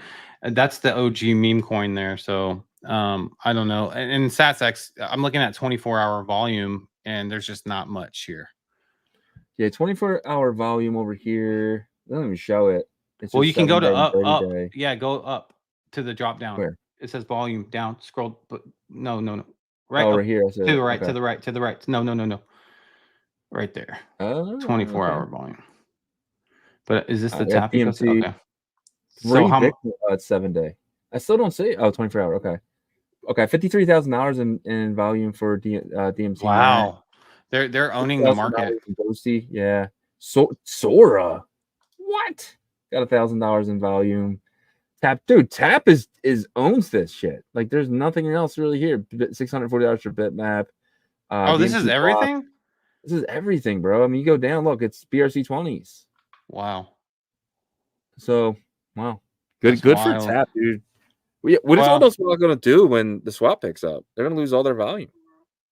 Or they'll just fork it and then make a better version of it. Yeah. Maybe. I don't know, because it does have the ICP technology and all that stuff. So it might be tough. But if you look here, like DMT NAT is definitely, 24-hour volume for 53,000. That's huge. If I look on SatsX, like you're looking at 24-hour volume, the highest thing is Tap. It's $68. So either they're not, like getting the correct volume amounts, or that's just like Ordinal's wallet is really dominating the tap marketplace. Yeah, for sure. Which to their credit, they took the jump, the leap initially, and they were the first to list tap assets. Remember? Mm-hmm. And we kept giving them credit for it, and it looks like it's still paying off for them. So that's pretty good. Yeah, man, 100%. All right, we got any questions in the chat? Yeah, we do actually, which is really good. So let's jump into some of these. Remove the banner there. Definitely feel back into the flow of things here today. Let's see. All right, let's go back up to here. This is where I saw the first question. All right, so DJ Sats comes in and says, do you know how to send runes from one wallet address to multiple wallets from an Xverse wallet? So like an airdrop? I'm thinking, is there an airdrop tool for runes? I know that there are. I just don't know where they are right now at the top of my head. Does Ordinal Spot have something? I don't know. I honestly have no idea. Yeah, so let us research that, DJ, because I know that you can airdrop runes, but I just gotta figure out where you can do that from. All right, so let's move on here.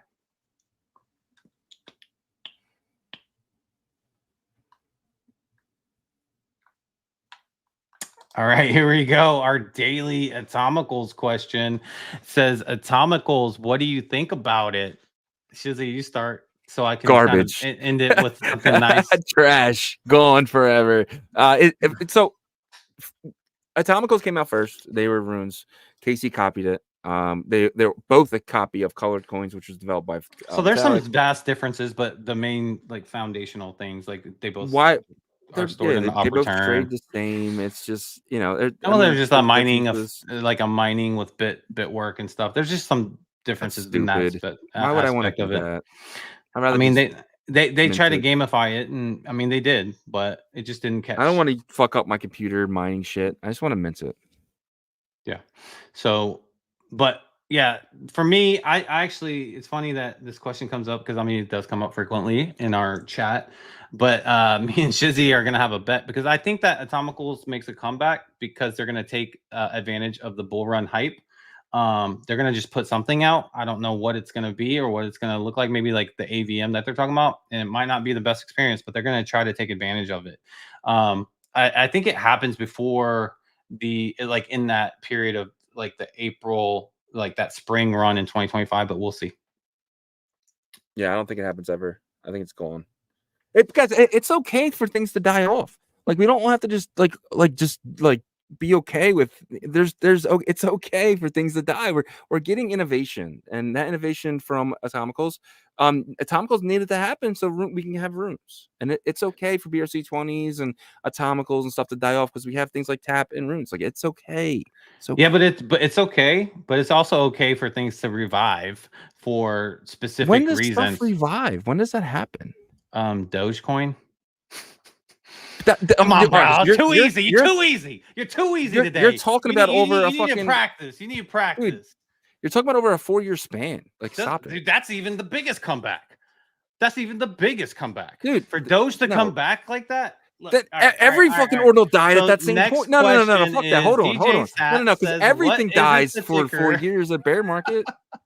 Okay, DJ Sat says, why isn't the ticker is Elsa as fluid as pups? Is it because it's not in Jupiter? LSA bridge from runes. Solana network is live via rune mine. Seem to stop rune mine and doesn't work. Honestly, first of all, my opinion, the first reason it's not as fluid is because Pups has way stronger marketing power. Number one. Number two, I'm not sure. It's called Elsa over here on Jupiter. Yeah, but I think he's talking about why is it not like as fluid in terms of like what's the market cap over there, or like what is it trading at? I don't know where the pools are. Right, so it's hard for me to say. But if let's just say I go here and I put USDT. I think that's USDT right there, and I put $1. So $1 you're gonna get a bunch. So it's like it gives me 1,895. So I'm not really sure of the market cap. It's hard to say. Well, if you go to more, is there like LPs up there? If you scroll to the top, I can't find the LPs. I'm not to the right. Really go to the right, not the perps. Yeah, it's just station, governance, research, mobile, bridge.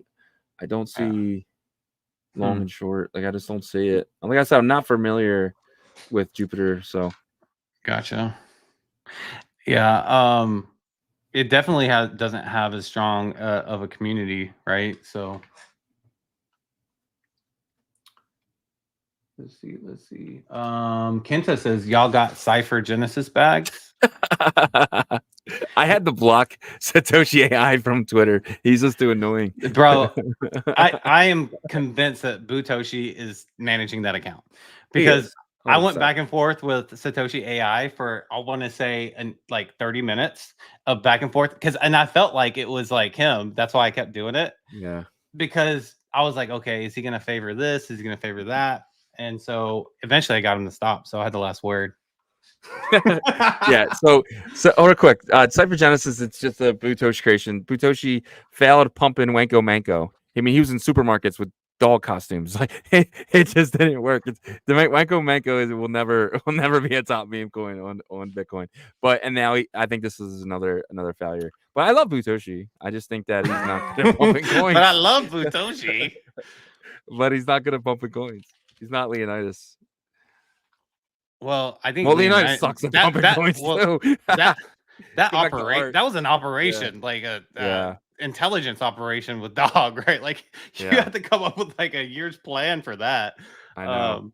And I mean, there's still 2 more meme coins that he has to pump, right? So, dude, I like forget about that, because he Runestone. promised 3 total tokens, 3 total runes with Runestone. So I don't know what that's gonna look like. So just to let everybody know, Cypher Genesis is a rune.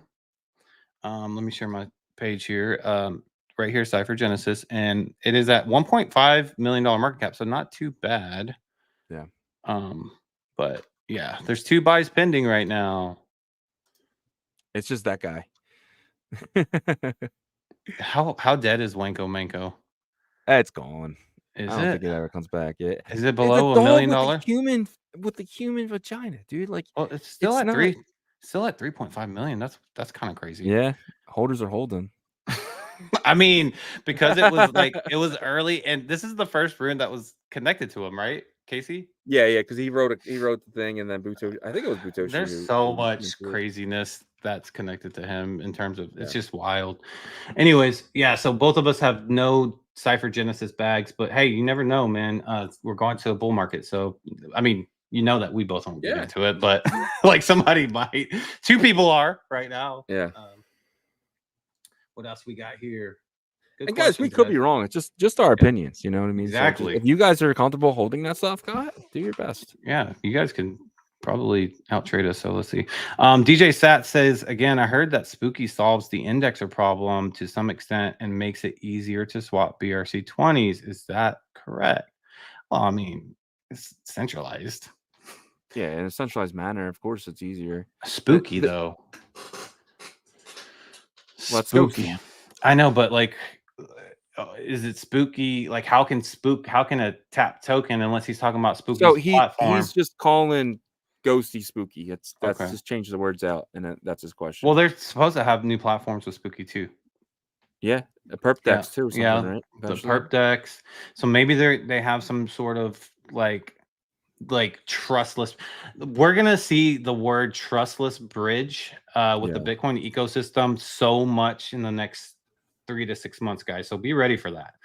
I mean, that's gonna be. It could be like we heard it a few Bitcoin times layer. Well, it's like, to me, I feel like it's gonna be like a Bitcoin layer 2 kind of thing. It's like a like a marketing thing where there's gonna be some truth to it, right? I mean, obviously they're side chains for the Bitcoin layer 2, but with the trustless bridging, I think they're gonna be using like zero knowledge technology somehow. We'll see. Bitcoin's at 76,222. People think that it's about to break the all-time high. Nice. With the all-time high right now, and I'm seeing it on the Bitstamp chart. It's $76,502. And right now we're at 76.2. So we could break this in any minute. Yep. Cloudy U, what's up? Cloudy U's been a long time listener of the show. Welcome back. He says, how are the rewards given? He's talking about fluid staking vaults. It says 29 days. Equal rewards to participants, no matter of amount or period. Did Raul say anything about this? So it is definitely not equal. It's dependent upon how many items you are staking. So it is equal upon each actual asset, right? Am I correct on that? And then, so for instance, like Billy Cats, for instance, right? Because that's just an easy way. Let's just say the it opened today, it closes tomorrow, but then you have a 30 days to wait during the staking, right? So what I mean is, I deposit my Billy Cat today, it locks tomorrow. So we all deposit, we each have 1 Billy Cat. I have 2 Billy Cats. So you just add that up. So you take the 300. Let's just say 380 Billy Cats are in there. You divide that by the reward, and that's how much each reward person get. Each one of the Billy Cats that are locked get that reward. Did I say that right? I think I did. Yes. So I guess another example of that would be you Well, I guess you don't want to necessarily go into what you did, but Yeah, I for mean, me, for this one instance, right? we can So, compare like what you did to what I did because it's a very good comparison. I feel like. well, I had this one. I have this one that I did. Let me show my screen here. So if you guys go to Fluid Tokens, launch Bitcoin. So and then staking, and we're gonna show this tomorrow during Fluid Friday. But as you can see on this wallet right here, I had 21 Billy Cats in here. So the total Billy Cats that were staked were 388. And the total reward was substantial. So for each Billy Cat that I put in, I got around $38 in Billy. And that was the time Billy was like, I think 90 million, something like that. So it was around like probably around, I got probably walked away with around, what was it, $600, $700 for this account right here. Which makes sense. That was 20, right? 21. Yeah, I did. Okay, so I think I did 10 or 11. I got like $300 and something dollars worth. So to answer your question, so you get a certain amount of days to stake. So you'll have 7 days, and then it's locked, and then whatever's in there, it's staked now until the opening day, and then you take that reward and then just divide that by the amount, and then that's the equal amount. Everyone gets the same amount for each asset they hold. Yep. Hopefully that's a good breakdown, Claudio, for you. That's why we like it. It's because we feel that's pretty fair. I feel like the way they split it up. Yeah. Kenta says, "Are there any runes on tap? What is the flagship meme on tap right now?" So no runes on tap. If someone wants to bridge runes on tap, I'm sure that they could create some way to do that. But none right now. And I would say flagship meme on tap is Gib, right? It's the only meme on tap, right? I mean, besides the ones that left. They tried troll that left, but yeah. Let's see. You know what? I think so. PJNZ's says, "Didn't Universe make an airdrop system?" They did, but I don't know if it's for runes. It's not for runes. It's for tap only. Yeah, because tap has that that capability of basically airdropping for free almost. It's like no money. So yep.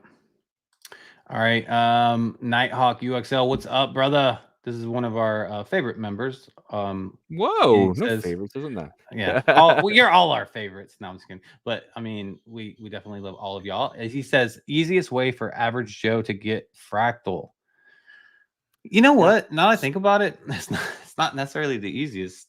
It's super easy. It's super easy. Look, let me show you. Bitcoin and dot swap? Yeah. No, you only need to go dot swap. Watch. So first thing you need to do is go to Fractal, right? And then all you got to do is go to apps, simple bridge, right? And then you can take your Bitcoin that is in your wallet right there, and you'll bridge that for SBTC. Done, right? After you bridge it, it'll show up on your Fractal wallet as SBTC, and then just go to Pizza Swap, deposit it into Pizza Swap, and then you're able to trade that for make sure you guys are looking at the LPs. You'll be able to trade that for FB, which is in seconds done, and then you trade that FB for Glizzy or whatever, because everything's kind of paired with FB, or you can trade it for Sats, because there's a lot of things that's paired with Sats as well. So I don't know. I thought that was pretty easy. So you just bridge the Bitcoin, you get SBTC, and then you deposit it in Pizza Swap. Done. So two steps basically. 2 steps. Bridge it and then deposit it. All right, Nighthawk. That is how you do it right there. All right, Kenta says, which low cap runes are you bullish on besides Mr. Yen? He knows us. He knows us very well. He knows that we would have said Mr. This is his, I don't remember seeing Kenta too much around. So must be a burner. If he knows us. Changed. Yeah. All right, low caps. Let's take a look here. I'm pulling up my screen. What do you think about Puka? I'm not falling for that OMB shit with fungible tokens ever again. Fool me once, shame on you. Fool me twice, shame on me. The Donald's an interesting one. He won already though, so is it done? Yeah. I don't know if it's done. Yeah. I consider probably around 5 million and below low cap, right? So Base Internet Panda has some good community members. It is around 2,000 holders though, so it is a little tricky in terms of how many holders. But it did well in the middle of October, and it hasn't gone to zero, right? So it's hung around $6.29 million market cap. This might be an interesting one. We know that there is a group of people that are notable in the space that are holding this, and so same with, I feel like Psycho Hamster is very similar, except for Psycho Hamster has been around longer, which, you know, shows that they have a little bit more holders as well. So these two are very similar. You know, Psycho Hamster has been around for a couple different runes pumps, so feel decently confident in that one. Base Internet Panda kind of popped out of this last one. So, but they remind me a lot of each other in terms of the people that were, you know, posting about it and stuff. How do you feel about those two? Yeah, I if I had to pick, I would definitely go Psycho and what was the other one?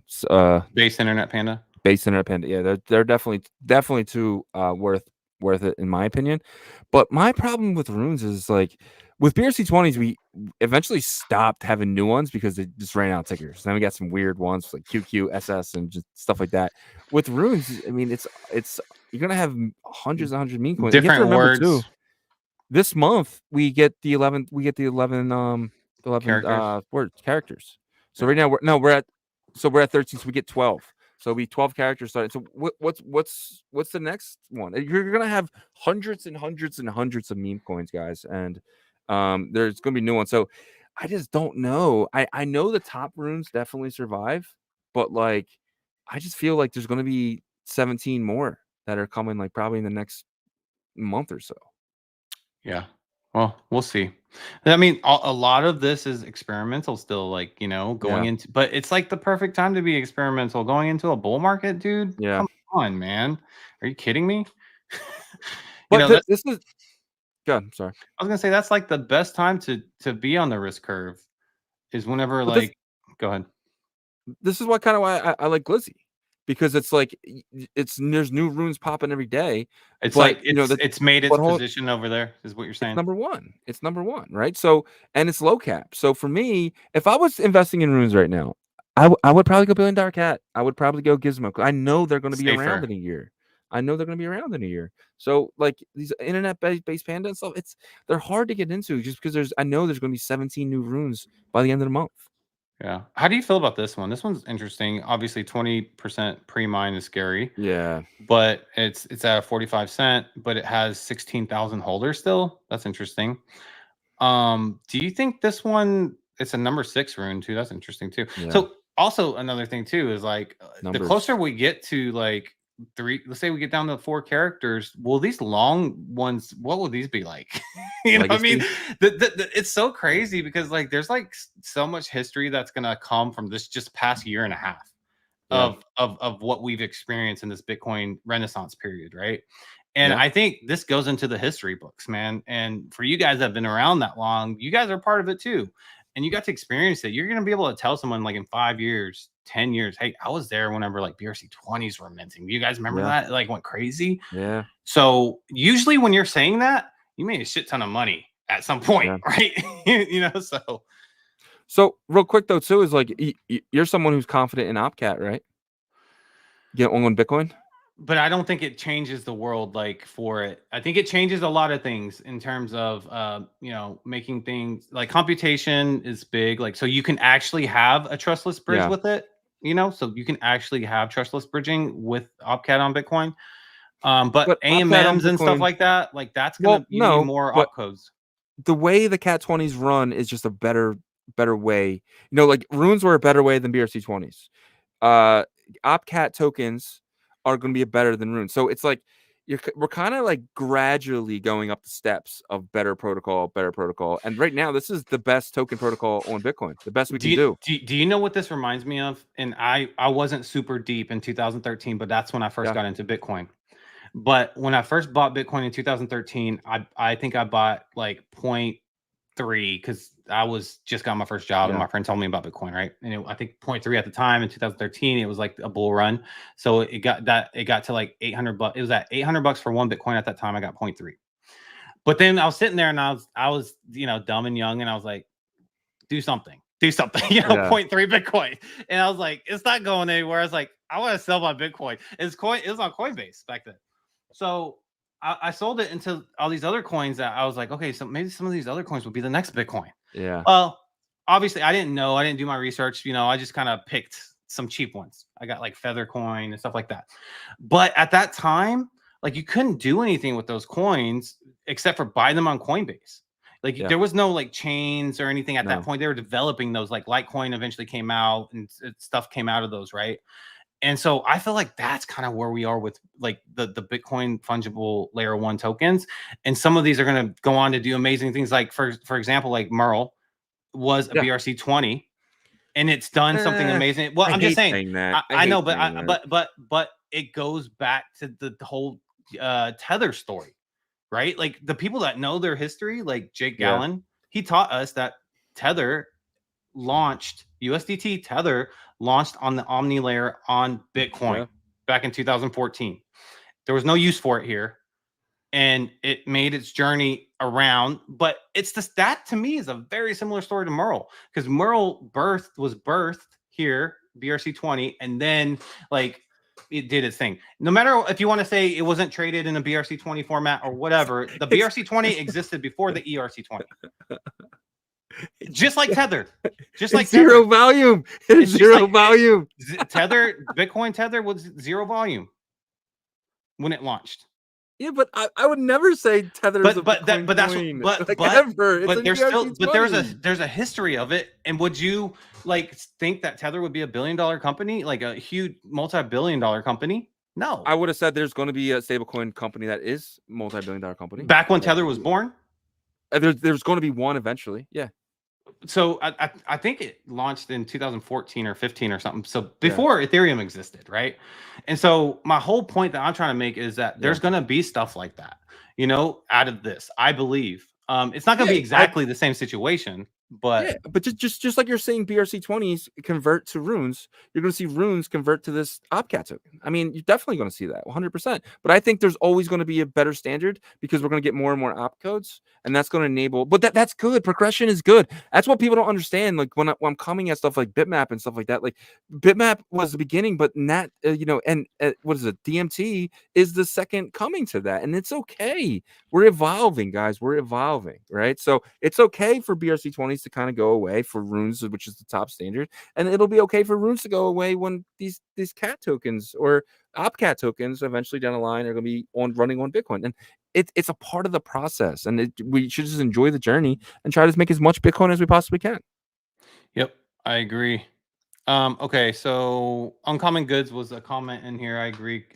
Cash Cats, Uncommon Goods, is at like 5.9 million. I think that's a safe play. You're gonna have to probably wait a little bit, but we have some friends that are really bullish on Uncommon Goods, like crazy bullish on it. So we'll see. But I think that wraps up the questions, man. What a great show today's been, though. Yeah, real quick, I just want to show this chart.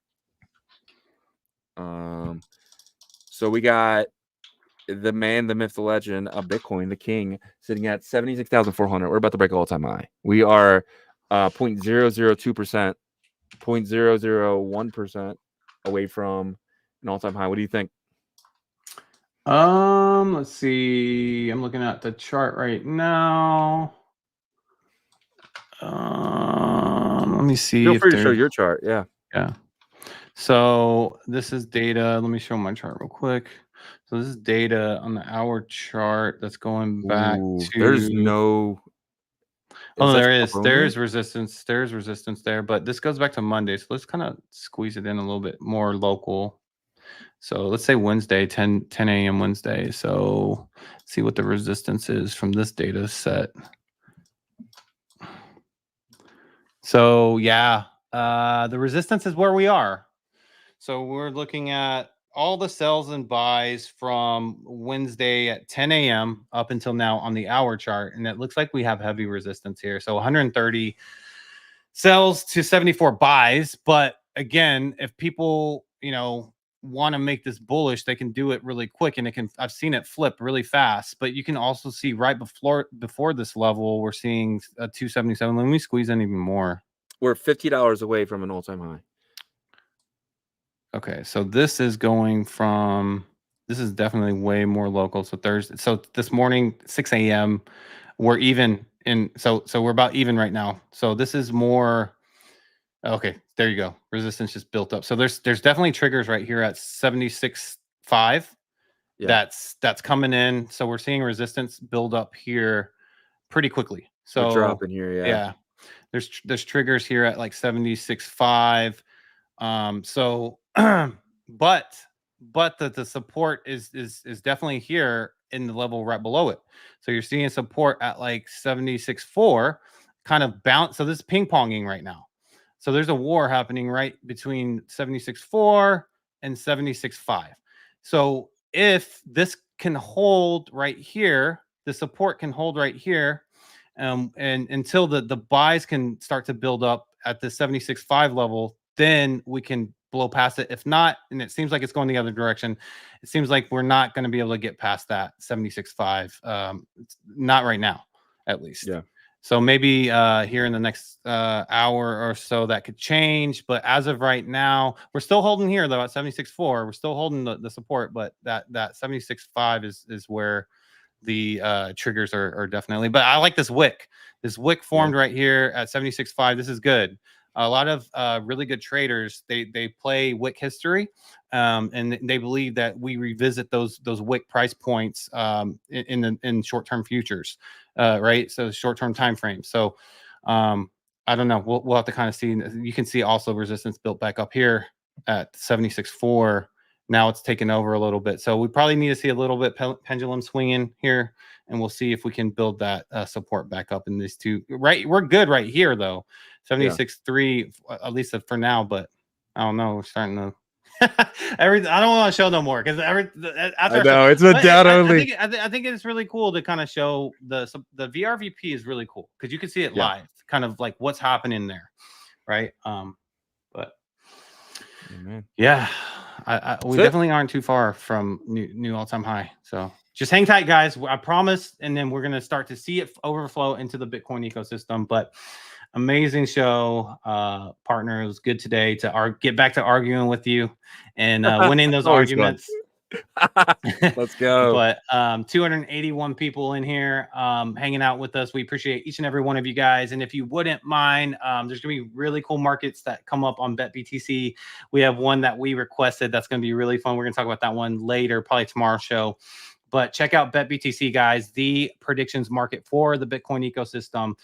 They utilize ICP and Bitcoin technology for you guys to be able to place your bets. Election season has passed us, but now you can bet on really cool things like future fight nights and stuff like that. Arguments between Shizzy and I, who's going to eat that chip on December 31st. But yeah, check them out. Maybe. So you can actually deposit directly from your Xverse wallet now, the Bitcoin. It does take $6, but you can do it directly from your Xverse wallet. You don't have to paste in any address or anything. Xverse does it for you. So check them out at betbtc.win. And also Bitperp, they have their paper trading competition going on right now. They are a perpetual leverage DEX in the Bitcoin ecosystem. They are live with their testnet right now in the paper trading competition. You can go and claim the paper 10,000 USDT right now to start trading for a chance to win in about 4 weeks 100,000 BTP. It's around 6,000 to 10,000 is the valuation of that prize there. So check them out. Make sure you're participating in that alongside Shizzy and I. Right now I think Shizzy's probably in the lead, surprisingly. Yeah. And so the highest P&L, so you can, once you go over there, you just connect your MetaMask, it will automatically connect the RPCs for BitLayers, testnet, B squared testnet, and core DAO testnet. So make sure you do that. Also, we're gonna have information if you won the Bitperp VIP pass status. We will have an update for you on that tomorrow. I believe they're going to be updating statuses tomorrow, so we'll get more information for you ASAP on that. And then Ordinal Hive is an aggregator ordinal marketplace. You're going to be able to find the cheapest ordinals around on Ordinal Hive layer 1 and layer 2 on Merlin. Right now, you can list, sell, and buy to earn points, and that will go towards future TGE. So make sure you're participating on Merlin right now. You can get in first place pretty easy. All you got to do is list and you'll earn points. If you buy and sell, obviously you earn a little bit more, but even listing gets you points. So check them out. And there's a space coming up at 1 p.m. Central Time that they're going to host. So check that out. We'll be in there co-hosting and speaking as well. Foxy is building in the TAP ecosystem, guys. These guys are building on Bitmap and DMT in the TAP ecosystem. Check those guys out. Pretty soon you will, if you have a Bitminer, you will be able to claim your lightsaber for their Clan Wars first-person shooter game. It's an additional asset weapon that you guys will be able to get. If you don't have a Bitminer, you can get one at mScribe right now. It's still open, but you can earn assets. They already had the USDT, Solana, and TAP earning for the most rare Cosmic Bitminer. But if you didn't get a Cosmic, you got the second most rare, the Ultra Mythic, like Shizzy did, then you can earn Doggo to the Moon. That's going to be coming up very soon. And they're going to just do campaigns, guys. So, you know, super bullish on that. Happy that they did that because it's starting to really pay off. So check those guys out. And then Fluid Tokens. We will have Fluid Fridays tomorrow to kind of give you guys some more updates. But these guys are building, like partnering with some amazing builders. They are a part of a huge initiative to build a bridge from Cardano to Bitcoin. But as of right now, they're going to be putting out their staking vault for Dog to earn Dog and Memento Mori runes. Should start tomorrow, so make sure you're paying attention to that. If you're a Dog holder, you want to participate in that, right? Last time we did the Billy Cat to earn BDC, only 386 ordinals were staked, so that prize was really good once you were able to unlock. And we're going to show you guys how to unstake that, because there are two parts of this process. Just like DeFi, we actually realize there's a lot of people in the Bitcoin ecosystem that aren't familiar with DeFi. So we need education on this. So people didn't realize that you have to unstake whenever you enter a staking vault. So there's staking and then unstaking. And when you unstake, you get your original staking assets and the reward all in one transaction. So check out Fluid Tokens. If you're a builder and you want your community to earn by staking ordinals or runes, reach out to Raul, the CTO over there, or reach out to us. We'll get you guys connected. And then finally, guys, Merlin Chain.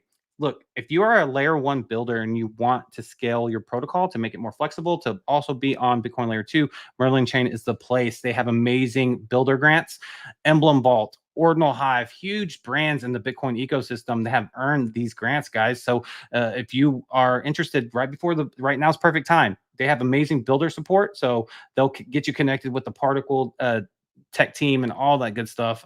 So just reach out to them if you're interested. And we thank you so much for checking out our partners.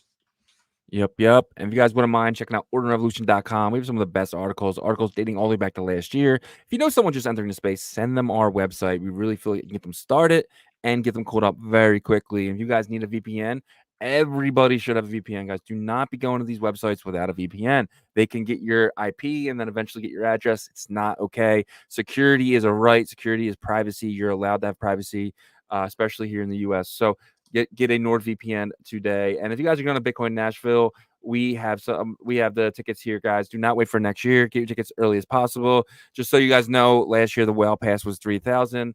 And then 6 months later it was 30,000. So that's just how quick these tickets can get higher and higher and higher, guys. So get your tickets this year. Do not wait for next year.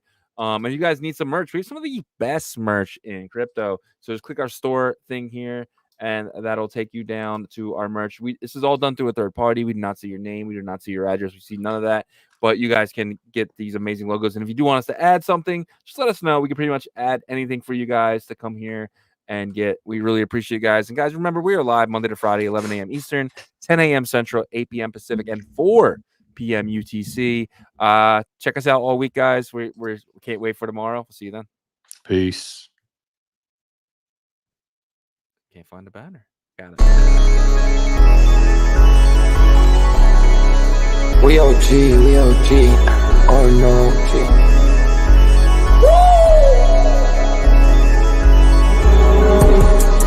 You're not bullish enough, yeah. Oh no, you're not bullish enough. You ain't got the oh no. I get stoned by the bolo. Bitcoin set to Olo, yeah. Experts on reload, yeah. You're not bullish enough, yeah. Oh no, you're not bullish enough. You ain't got the oh no. I get stoned by the bolo. Bitcoin set to Olo. Experts on reload. Mempool getting hot, everybody wanna rock, ayy. Rooms is coming, everybody on a knot, ayy. It's a nuisance, Ordinal Revolution, ayy. Ordinal Revolution. Yo, it's my guy for real, bro. Got friends right now. Yo, BRC 420, bro. Yo, that shit on fire, bro. Imagine if he in here. Yeah, like it in the seal. Murder. I got balls of steel. Nookies on the field. Yeah, this shit for real. With no calls, I get so far. Got 100 phone calls that I go hard, and they gon' love me. Smoke weed, huddle back. I get shiesty. Where my Bitcoin looking lovely. All this Satoshi's nothing above me.